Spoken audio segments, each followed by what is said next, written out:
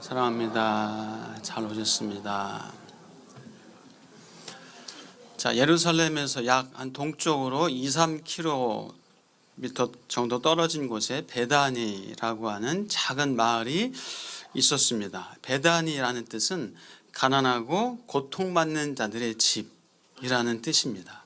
그래서 베트는 집이라는 의미의 히브리 단어라고 할 수 있는데요. 베들레헴 뭐죠? 떡집, 베들레헴, 베데스다, 자비의 집, 베다니, 가난하고 고통받는 자들의 집. 그래서 베다니에는 이렇게 좀 가난하고 소외되고 그 사회에서 또 어려운 사람들이 군락을 이루고 살았던 그런 지역이다라고 생각이 됩니다. 나병 환자 시몬도 이 베다니에서 살고 있었습니다. 예수님은 이 베다니를 자주 들르셨습니다. 즉 예수님은 가난하고 또 소외되고 어려운 자들, 힘든 자들과 함께하는 것을 편안하게 여기셨고 또 즐기셨고 그들을 치료하시고 그들에게 말씀을 가르치시고 또 그들의 어려움을 살피고 함께 아파하기도 하시고 함께 눈물 흘리기도 하셨습니다. 자, 베다니에는 예수님이 사랑하시는 나사로, 마르다, 마리아 이 세 자매가 세 남매가 살고 있었습니다. 자, 마르다는 우리가 알고 있는 것처럼 예수님께 대접하는 것을 참 좋아했던 그런 여인이었죠. 발 벗고 나서서 예수님을 대접하는 것을 참 즐겼습니다. 또 마리아는 어땠습니까? 요한복음 12장 다음 장 보면은 예수님께 자신의 전 재산이라고 할 수 있는 자신의 결혼을 위해서 준비한 것이라고 할 수 있는 향유 옥합을 깨뜨려서 예수님께 붓고 자신의 머리털로 발을 닦는 참 이렇게 헌신적인 사랑의 순수한 그런 여인이었습니다. 자, 그런데 마르다와 마리아의 오라비 나사로가 이제 병들어 거반 죽게 되었습니다. 마르다와 마리아는 예수님께 요청해서 어서 와서 고쳐달라고 사람들을 보내게 됩니다. 예수님께서 병자를 치료하시고 귀신을 쫓아내시고 하는 그런 이적들을 보았기 때문에 우리 사랑하는 오라비 나사로를 살려주실 것을 기대하는 마음을 가지고 예수님을 불러오게 청했습니다. 자, 그런데 그 전가를 들은 예수님은 금방 달려오신 것이 아니라 그 병은 죽을 병이 아니다. 하나님의 영광을 위한 것이다 라고 말씀을 하시면서 계시던 곳에 이틀이나 더 머물게 됩니다. 자, 우리 한번 4절 말씀 같이 보겠습니다. 4절 말씀입니다. 같이 읽겠습니다. 시작. 예수께서 들으시고 이르시되 이 병은 죽을 병이 아니라 하나님의 영광을 위하며 하나님의 아들이 이로 말미암아 영광을 받게 하려 함이라 하시더라. 아멘. 하나님의 영광을 위한 것이다. 하나님의 아들이 영광을 얻게 하려는 것이다 하면서 나사로가 이제 죽은 후에 나사로를 다시 살리시려는 하나님 예수님의 그런 의도가 분명히 있었던 것을 볼 수가 있습니다. 생명의 주권자이신 생명을 다스리시는 예수님이신 것을 나타내시려는 예수님의 뜻이 있었습니다. 예수님께서 이제 죽음과 부활을 예수님께서 당신의 죽음과 부활을 예고하시는 나사로를 살리심을 말미암아 당신의 죽음과 부활을 예고하시는 또 그런 기적으로 삼으시려는 예수님의 의도가 또한 있었던 것을 우리는 알게 됩니다. 자, 사랑하는 여러분, 우리 삶의 어떤 것도 하나님의 영광을 위함이다. 예수님이 이렇게 말씀하셨던 것처럼 여러분의 삶의 모든 것들이 하나님의 영광이 되시기를 주의 이름으로 축복합니다. 아들의 합격 하나님이 하셨습니다. 하나님께 영광입니다. 딸의 합격, 취업, 그럼 어떻게 해요? 하나님의 영광을 위해서 하나님의 영광입니다. 이렇게 말을 하는 건 이제 쉽죠. 근데 불합격했어요. 실패했어요. 잘 안 됐어요. 몸에 병이 있어요. 사고를 당했어요. 어려움이 있어요. 그때 하나님의 영광을 위함입니다. 말이 되나요? 안 되나요? 말이 안 나와요. 오히려 하나님의 영광을 혹시 가리는 것이 아닌가라는 그런 우려도 생기기도 합니다. 그러나 사랑하는 여러분, 여러분의 삶의 기쁨과 즐거움도 혹은 고난과 어려움과 고통도 실패도 하나님의 영광을 위한 것임을 여러분 믿고 또 그렇게 나아가시기를 주의 이름으로 축복합니다. 네. 여러분의 아픔과 질병도 하나님의 영광으로 하나님께서는 바꾸실 수 있는 분이십니다. 여러분의 고난과 실패도 하나님의 영광으로 바꿀 수 있기를 또한 주의 이름으로 축복합니다. 제가 지난번에 한번 말씀드렸습니다. 이 광염회에 권영삼 목사님이라고 계신데요. 이 목사님이 수년 전에 아들을 낳았었는데 아들이 6개월 만에 침대하고 벽에 끼어가지고 그만 호흡을 하지 못하고 있다가 숨을 거두고 먼저 천국에 갔습니다. 얼마나 참 청천벽력 같은 그런 말도 안 되는 일을 당했어요. 그런데 또 이 목사님이 거기에다가 엎친 데 덮친 격으로 어느 좀 그래도 꽤 큰 교회 청빙 받으셔가지고 목회를 하시다가 거의 한 1년 정도밖에 안 됐는데 그 교회에서 거의 쫓겨나다시피 하면서 사임을 하고 나와야 되는 상황이 됐습니다. 그래서 또 서울광역교회를 만나게 되고 또 서울광역교회 지원을 통해서 이 광교에 교회를 개척하게 됐습니다. 근데 저는 그 목사님, 사모님 얼굴 보면은 참 어떻게 그렇게 밝고 평안하고 행복한 얼굴일까? 그렇게 참 늘 그런 생각을 가져요. 그런 어려움을 당했다고 얘기를 하셨으니까 알게 됐죠. 오늘 이 본문 말씀을 가지고 그분이 설교하는 것을 제가 들었었습니다.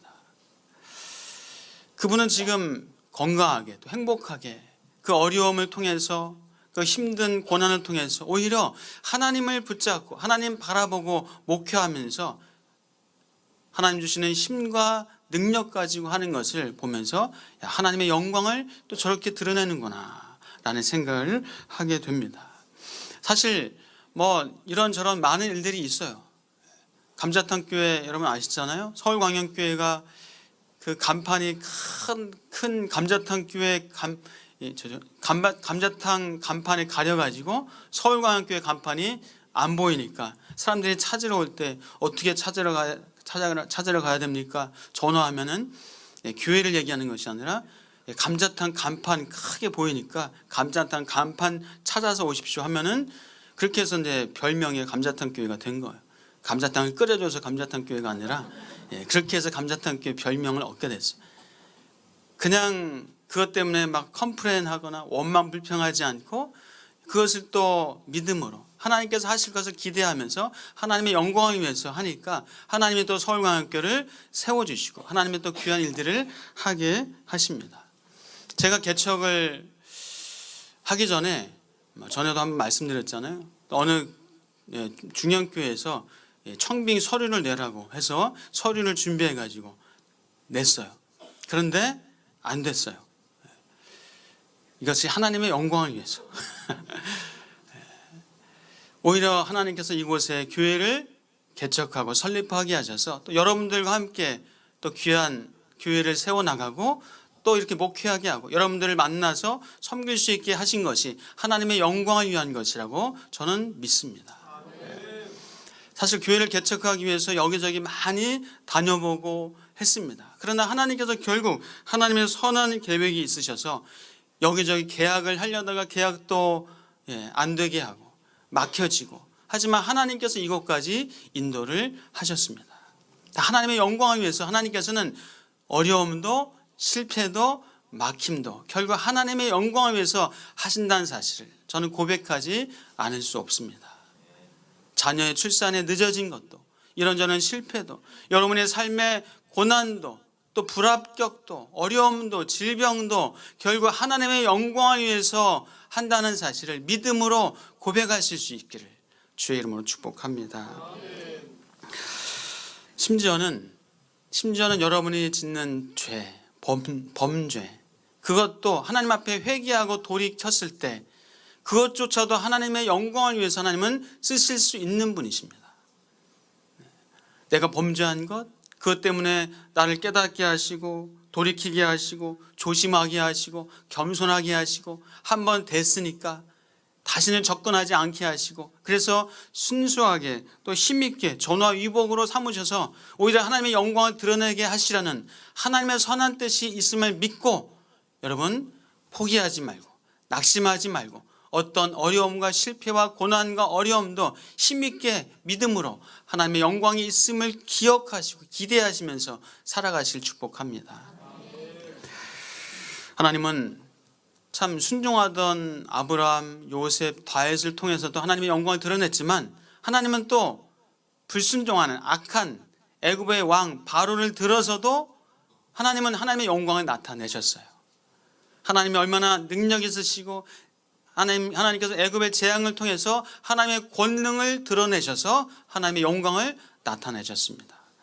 하나님은 또한 믿지 않는 범죄한 아담을 통해서도 하나님은 하나님의 은혜와 사랑을 나타내셔서 하나님의 영광을 드러내셨습니다. 사랑하는 여러분, 이 나사로 또 마르다, 마리아 겪었던 이 고통 얼마나 힘들어요. 죽음을 넘나드는 고통, 아니 죽게 된 고통. 마르다와 마리아와 나사로가 겪었던 이 고통도 물론 크지만, 그러나 그 고통보다 더 가치 있는 것은 하나님의 영광을 드러내는 것이었습니다. 사랑하는 여러분, 여러분의 삶에 그 어떤 것도 고통이라 할지라도 어려움이라 할지라도 기쁨, 행복, 그 모든 것이 하나님의 영광을 드러내는 것이라면 최고의 가치 있는 인생을 살게 되는 것입니다. 여러분, 가치 있는 인생을 살아가시기를 주의 이름으로 축복합니다. 하나님은 모든 것을 들어서 하나님의 영광을 나타낼 수 있는 분이십니다. 하나님 앞에서 버릴 것이 없습니다.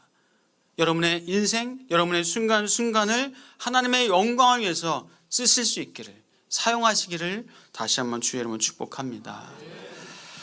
자, 예수님께서는 이틀을 더 머물다가 이제 제자들에게 말씀하셨습니다. 이제 나사로에게 가자. 유대로 다시 가자. 우리 친구 나사로가 잠들었도다. 내가 깨우러 가노라. 나사로가 잠들었도다. 깨우러 가노라 라고 말씀하셨어요. 예수님은 이 죽음을 잠으로 여기셨습니다. 잠으로. 구약 성경에도 죽음을 잠으로 혹은 조상에게로 돌아갔다, 뭐 이렇게 표현합니다. 사랑하는 여러분, 여러분 죽음 어떠세요? 두려워? 기대되세요? 예. 여러분 죽음도 두려워하지 마실 축복합니다.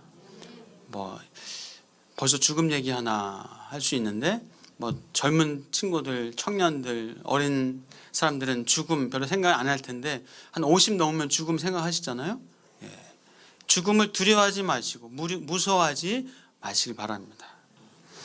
질병과 고난을 다 벗어버리고 영광스러운 하나님을 만나는 참된 안식이 죽음입니다.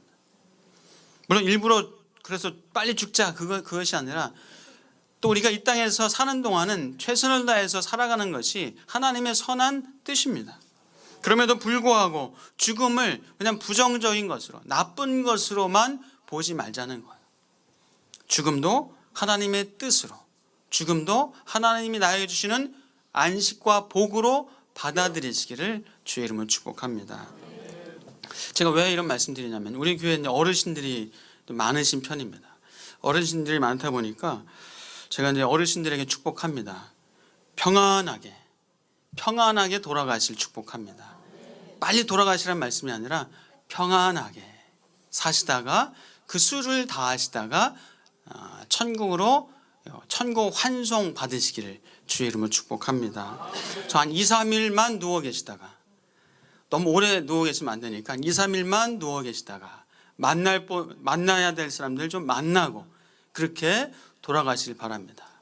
막 그냥 아주 심각한 치매나 몸을 움직이지 못할 그런 것 때문에 막 오랜 시간 동안 고통받고 고생하지 않으시길 바랍니다.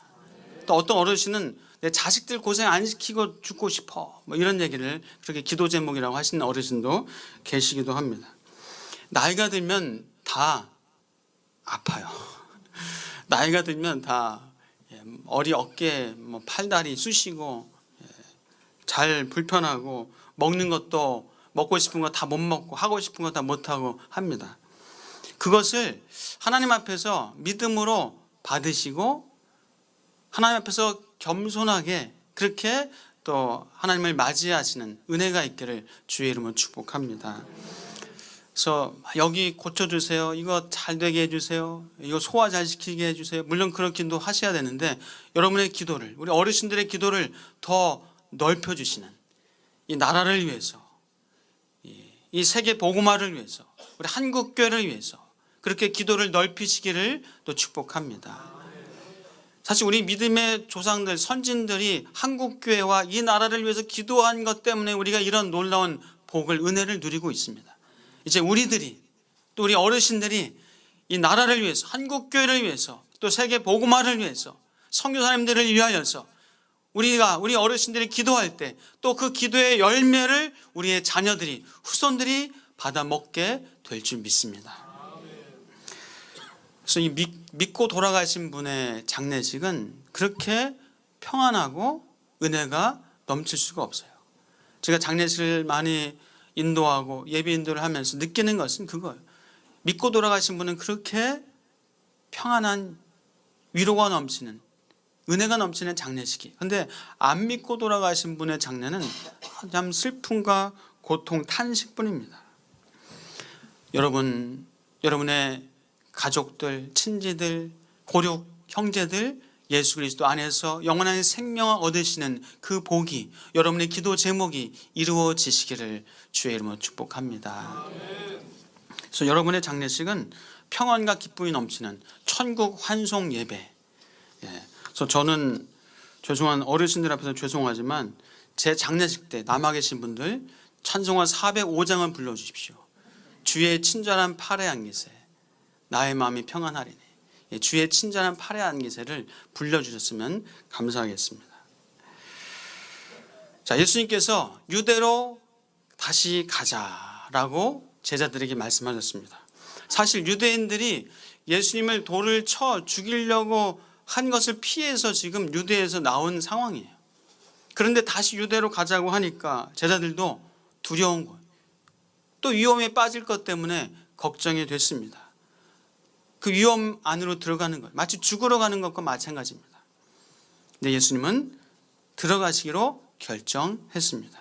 낮이 12시간이 아니냐, 사람이 낮에 다니면 이 세상의 빛을 봄으로 실족하지 아니하고 밤에 다니면 빛이 그 사람 안에 없는 거로 실족하느니라. 우리 친구 나사로가 잠들었도다. 내가 깨우러 가노라. 그때 도마라는 제자는 우리도 주와 함께 죽으러 가자. 과연 정말 믿음을 가지고 한 얘기인지 아니면 뭔가 원망이 섞인 말로 한 것인지 천국 가서 물어봐야 되겠지만은 제자들은 어쨌거나 유대로 들어가는 것을 두려워했습니다. 두려워했어요. 자, 드디어 예수님과 일행이 베다니에 도착했습니다. 예수님께서 오셨다는 소식을 듣고 마르다가 달려나갔습니다.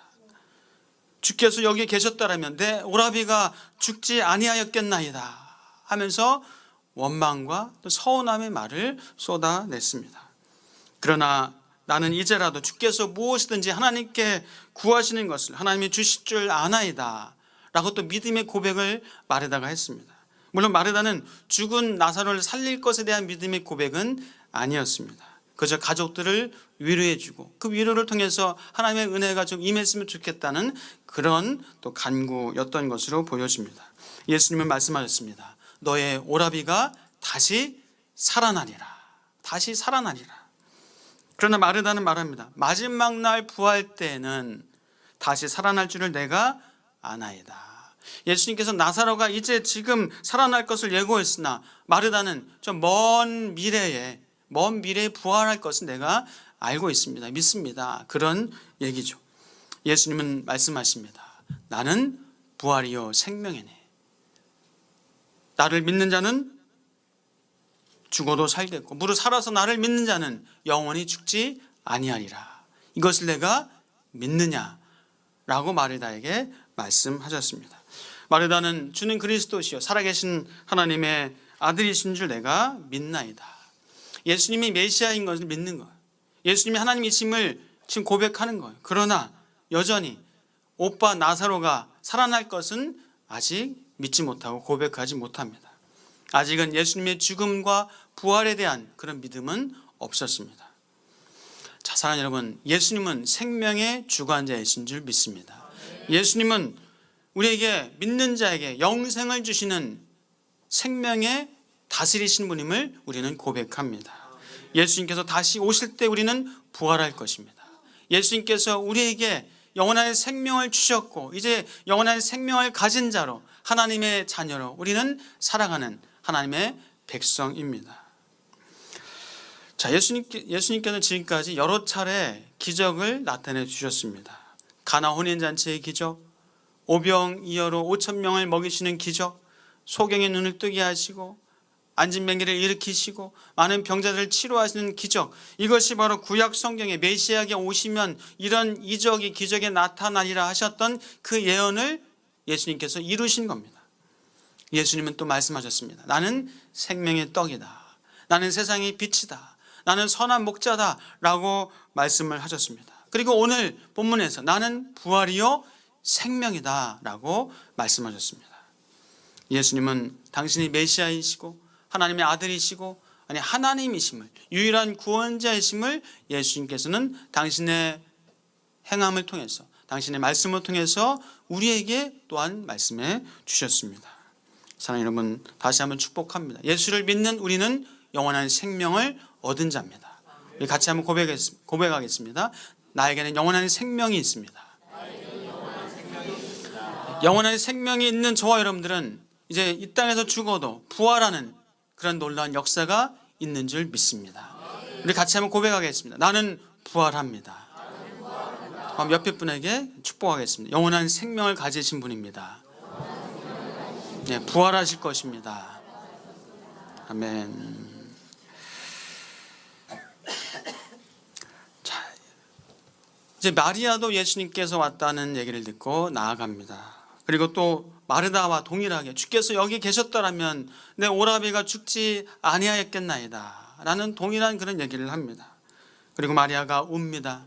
유대인들이 같이 웁니다. 그래서 예수님께서 그 우는 모습을 보고 심령이 비통히 여기시고 그리고 불쌍히 여기시고 눈물을 흘리셨습니다. 물론 유대인, 믿지 않는 유대인들을 향한 어떤 그런 분노의 비통함도 포함되어 있었을 것입니다. 어쨌든 예수님께서는 이 땅에 인간으로 오셔서 인간의 슬픔과 고통과 죄로 말미암아 사망의 고통에서 참 어려워하고 있는, 힘들어하고 있는 인간을 바라보시면서 참 비통한 눈물을 흘리셨고 죽음 앞에서 무력한 인간을 보시면서 아파하시고 눈물을 흘려주셨습니다. 예수님은 눈물을 흘리실 만큼 그렇게 나사로와 마르다와 마리아를 사랑하셨습니다. 예수님은 저와 여러분을 그렇게 사랑하시는 줄 믿습니다. 예수님은 지극히 완전한 인간으로 이 땅에 오셨고 지극히 인간적이셨어요. 지극히 인간적이셨습니다. 예수님도 감정이 있으셨어요. 함께 울고 웃고 기뻐하고 예수님께서도 그렇게 감정을 드러내셨습니다. 그래서 감정은 이 죄가 아닙니다. 우리 안에 있는 기쁨, 슬픔, 혹은 노여움, 상처받음, 또 불편함, 서운함 이런 것들이 죄는 아니에요. 죄는 아니지만 그러나 그것을 우리가 무조건 억눌러서도 안 되고 또 솔직하게 고백한다고 하면서 그냥 너무 직설적으로 표현해서도 안 됩니다. 지혜롭게 자신의 감정을 표현하고 표출하는 것이 중요하죠. 예수님께서 자신의 감정을 표현하고 표출한 것을 통해서 우리가 좀 배울 필요가 있는 것 같습니다. 그래서 예수님께서도 겟세마네 동산에서 기도하실 때 제자들에게 그렇게 부탁하셨어요. 내가 매우 고민하고 슬프다. 내 마음이 지금 고민하여 죽게 되었으니까 나를 위해서 좀 기도해 달라. 예수님께서 이렇게 자신의 감정을 제자들에게 표현을 했습니다. 그리고 예수님은 또 하나님께 기도할 때 아버지여 할 수 있거든 이 잔을 내게서 지나가게 하옵소서 하면서 자신의 그 받아들이기 어려운 그 상황 가운데 하나님 앞에 그렇게 기도를 했습니다. 물론 하나님 나의 원대로 마옵시고 아버지의 원대로 되시길 원합니다. 기도했지만은 예수님도 자신의 감정을 적절하게 표현하면서 그렇게 살았던 것을 우리가 보면서 우리도 우리의 감정을 적절하게 지혜롭게 표현해야 되겠다라는 어떤 그런 생각을 잠깐 하게 됩니다. 여러분, 여러분의 감정을 건강하게 표현하시길 바랍니다. 건강하게. 건강한 것이 어떻게 해야 되죠? 감정을 표현을 하시는데 너무 직설적으로 해서 다른 사람을 또 힘들게 상처 주는 것도 우리가 피해야 되겠고, 또 너무 억누르는 것도, 너무 자제하는 것도 피해야 되겠죠. 만약에 근데 옆 사람이 상처 주는 말을 하고 그런 행동을 한다. 그러면 어떻게 하면 좋을까요? 5분 대화를 한번 해보시면 좋을 것 같아요. 제가 지난번에도 5분 대화 말씀드렸죠. 당신의 그런 말 때문에 내가 마음이 참 불편해. 당신이 그런 행동 이런 행동이 나를 참 힘들게 해. 내가 화가 나. 이렇게 하면서 자신의 감정을 그렇게 적절하게 표현을 하는 게 참 좋습니다. 너 왜 그래? 너 맨날 왜 그래? 이렇게 그 사람에게 어떤 공격적인 그런 표현이 아니라 당신의 그런 말이나 행동이 나를 힘들게 합니다. 내가 참 불편합니다. 내가 화가 납니다. 내가 참 속상합니다. 이렇게 자신의 감정을 표현하는 것, 그것이 상대방에게 적절하게 좀 받아들여질 수가 있습니다. 자, 그렇게 말을 할 때 또 여러분 들어주시고, 또 그렇게 표현할 때 들어주시면서 또 자신의 내가 왜 그렇게 행동했는지, 왜 그렇게 말을 했는지를 또 자신의 어떤 그런 상황을 가지고 또 적절하게 표현을 하는 거죠. 그럴 때 우리가 건강하고 좋은 어떤 관계, 대화를 유지할 수가 있습니다. 자, 우리 잠깐 팁으로 말씀드렸지만은 여러분의 감정도 건강하게 표현하시고, 그리고 여러분 건강한 대화의 능력자들이 다 되시기를 주의 이름으로 축복합니다. 자, 이제 말씀을 정리합니다. 예수님은 부활이요 생명이십니다. 예수님을 믿는 우리에게도 죽어도 부활하는 놀라운 은혜를 우리에게 베풀어 주십니다. 우리에게 영원한 생명이 있습니다. 우리 이 땅에서 살아가는 동안에 우리의 부족함, 연약함, 고난도 결국 우리에게 생명을 주시고 하나님의 영광을 드러내게 하시려는 하나님의 선한 뜻으로 믿고 하나님의 영광을 위함이라고 그렇게 받아들이시고 인정하시고 믿음으로 살아가시기를 주의 이름으로 축복합니다. 우리의 그 어떤 상황도 범사에 하나님의 영광을 나타내시고 드러내시면서 부활이요 생명이신 예수님과 함께 살아가시는 영원한 생명의 소유자로 그렇게 살아가시는 여러분의 삶이 되시기를 주의 이름으로 축복합니다. 기도하겠습니다. 주님 감사합니다. 하나님, 우리 삶에 기쁜 일, 슬픈 일, 좋은 일, 어려운 고난도 다 하나님의 영광을 위한 것임을 우리가 믿게 하여 주시옵소서. 그것을 통해서 결국 나를 하나님 앞에서 세워주시고 하나님의 복을 받아 누릴 자로 우리를 건강하게 세워주시는 하나님의 선한 뜻이 있음을 믿고 우리 그렇게 믿음으로 살게 하여 주시옵소서. 아버지 하나님, 우리에게는 부활이 있고 영원한 생명이 있음을 우리는 믿고 고백합니다. 영원한 생명을 가진 자로 이 땅의 것이 전부가 아니라, 이 땅에 먹고 마시는 것이 전부가 아니라 영원한 생명이 있고 영원한 나라가 있음을 믿고 우리 믿음으로 살아가는 믿음의 사람들 다 되게 하여 주옵소서. 예수 그리스도의 이름으로 기도하옵나이다. 아멘.